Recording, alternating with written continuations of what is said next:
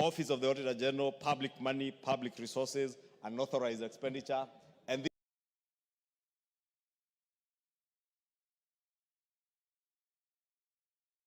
definitions, Honorable Speaker, have a bearing on the issues that were touched on by the court. That shall be, or rather the Auditor General shall be the accounting officer and staff appointed by the Auditor General. And it is worth noting that Section 4.2 of the Public Audit Act was declared unconstitutional because it provided that the Office of the Auditor General was to comprise of the Auditor General as a statutory head and the other staff appointed by the Auditor General as may be delegated in Articles 234 of the Constitution, and this is what the court or Justice Muita did find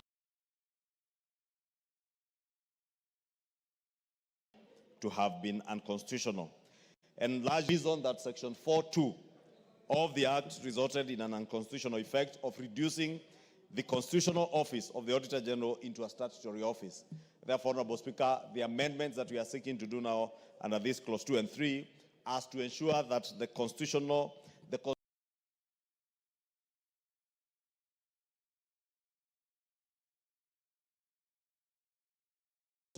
of the office of the Auditor General is not reduced. A constitutional office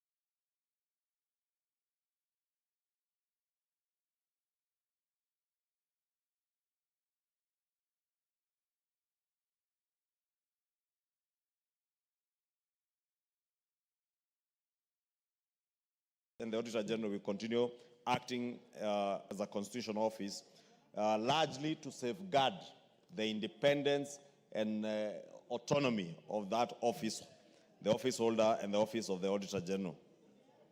Honorable Speaker, if you look at Clause 4, it amends Section 5 again of the Act on qualification of for appointment of the Auditor General to include an additional qualification requirement for the Auditor General being a practicing member of good standing of a professional body of accountants recognized under the Accountants Act. This is important, Honorable Speaker, because we need to hold people who hold office in the office of the Auditor General accountable to a professional body. And therefore seeking to ensure that whoever is appointed to this office, part of the qualifications that you need to is a member of good standing of a professional body like ISPAC,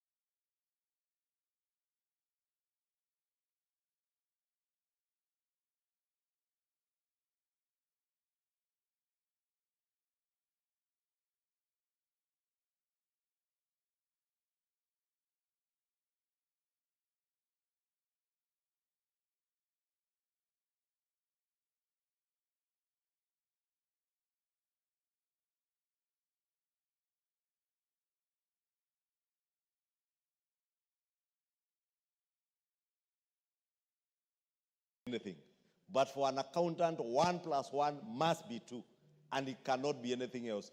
And to safeguard public interest and public resources, we cannot have professions where 1 + 1 does not add up to 2. The people who we must entrust with ensuring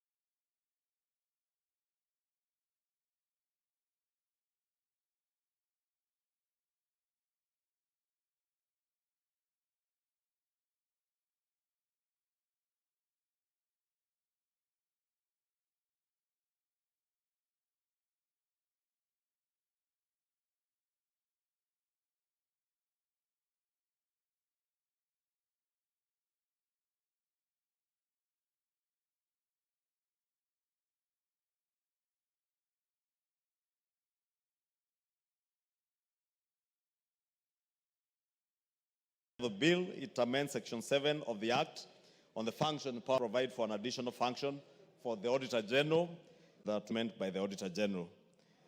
It further aligns the responsibilities with the Constitution so that, again, to cure the problems that the good judge, deemed find to be unconstitutional. Honorable Speaker, this was a very detailed bill, and by and large, because it is aligning to what was found to have been unconstitutional by the courts, then, Honorable Speaker, we have nothing much really to debate on, because what the courts did find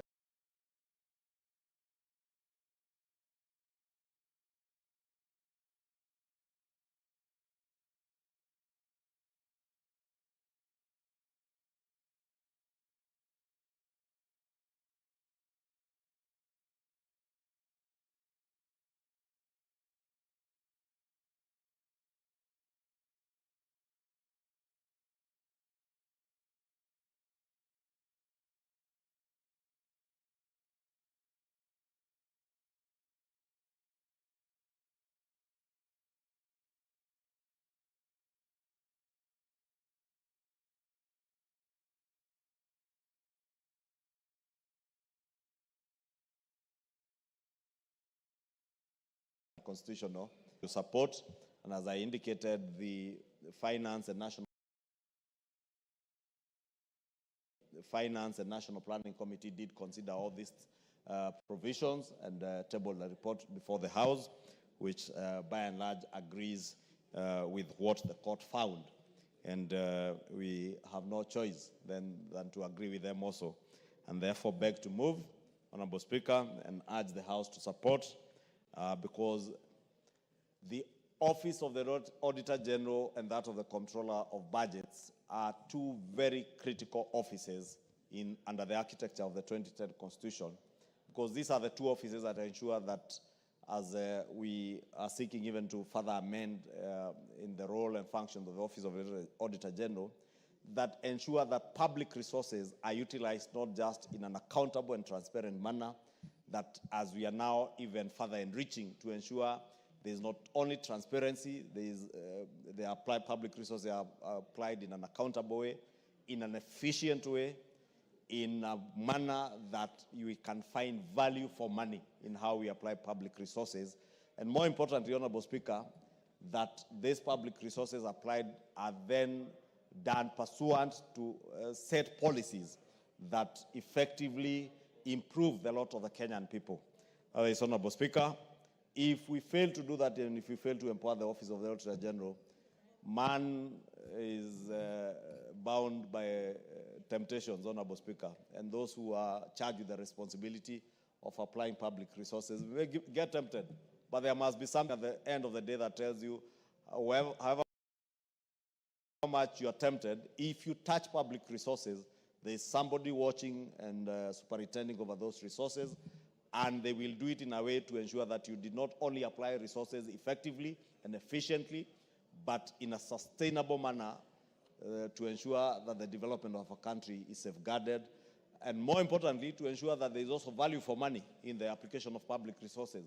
Because when there is no value for money, then, Honorable Speaker, we end up applying so much of our public resources in projects that at the end of the day don't give value to the Kenyan people and the Kenyan taxpayer. Honorable Speaker, we have been told Kenyans absolutely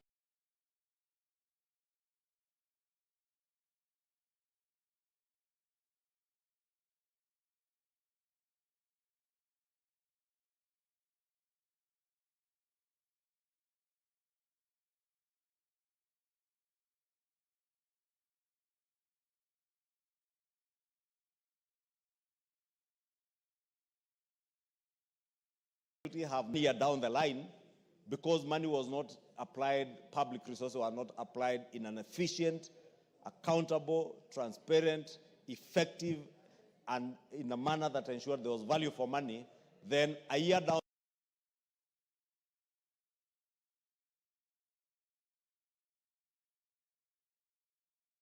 the line, a road that was done to bitumen standards, when it was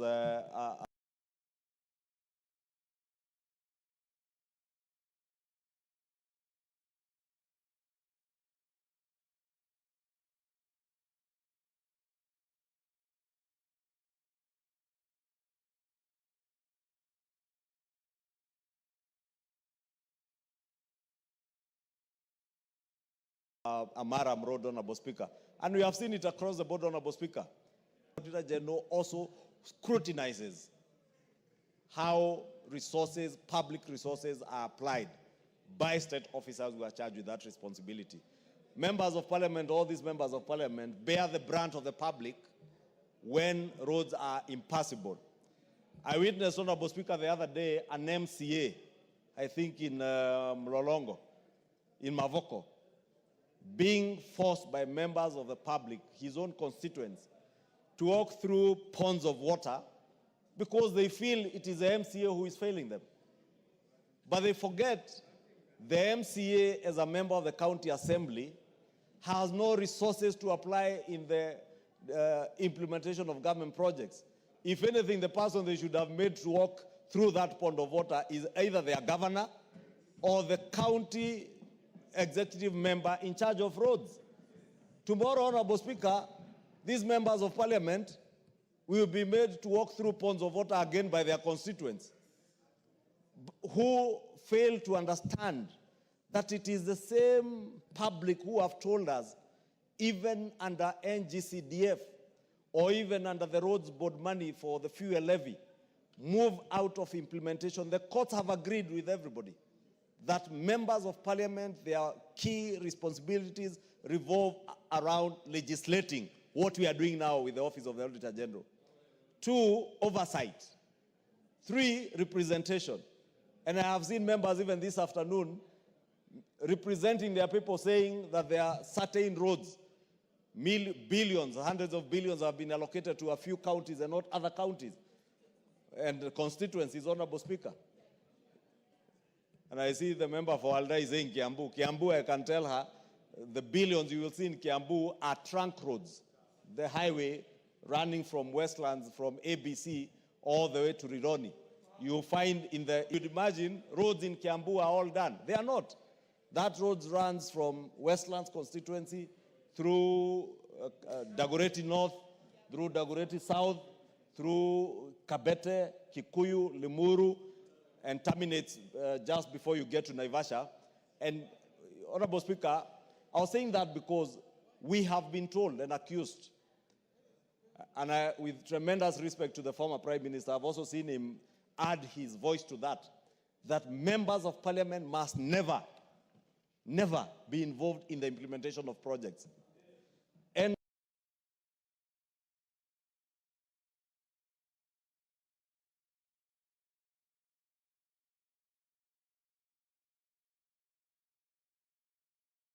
so it is for members of the county assembly to feel that the member of the county assembly is the one who should be fixing their road. Why is it today that members of the public in Kikuyu constituency feel that I should be fixing roads more than their governor, who has been given resources to fix their village roads? But they will keep coming to the members of Parliament, because members of Parliament are not just efficient and effective in the application of public resources that have been, they superintend in NGCDF by oversight through NGCDF. And so it is through CRC. If you go to all the 290 constituencies, and I have been around this country as we tangatangad, Honorable Speaker, and I still continue to tangatanga across the country, I can tell you, every other constituency you visit in this country, if you find a road being maintained, whether it is a Maram road or a bitumen standard road that is being sealed potholes, it will not be accounted by a county government. It will be through the constituency roads committees, or through KERA, or through KURA, or through KENHA. Honorable Speaker, I'm saying this because I said I will not be shocked if tomorrow a member of Parliament is made to walk through mud by his or her constituents, which is very unfair, Honorable Speaker, because these MPs have no money to fix roads. But the people who are charged with fixing roads, those at KERA, those at KURA, those at KENHA, then implement these projects in a manner that is not cohesive, that is not transparent. That is why they bid rigging in. Honorable Speaker, the only person we can ensure is able to catch these thieves is the Office of the Auditor General. it is only the Auditor General then, empowered by this bill, when it becomes an act of parliament, who will be able to ensure that public officers apply public resources in a transparent and accountable manner, in a manner that is efficient and effective in the delivery of services, and in a manner that gives value to the people for every coin of their taxes, Honorable Speaker, so that Kenyans can pay taxes happily. I don't know whether there is such a thing as paying taxes happily, Honorable Speaker, because I read even in the Bible, Jesus Christ himself had to tell the people that give unto Caesar what is Caesar's, and give to the Lord what belongs to the Lord. That tells you that even in those ancient times, at the time of Jesus Christ, people are not happy to pay to Caesar, they are not happy to pay taxes. But today we are saying, let us pay taxes, but ensure that we get value for our taxes, Honorable Speaker. Because if we don't get value from our money, then we'll find no reason to pay. And therefore, Honorable Speaker, with those very many remarks, I beg to move and urge members to support all these amendments so that we align the Public Audit Act to the Constitution and also align to what the courts did find as having been unconstitutional.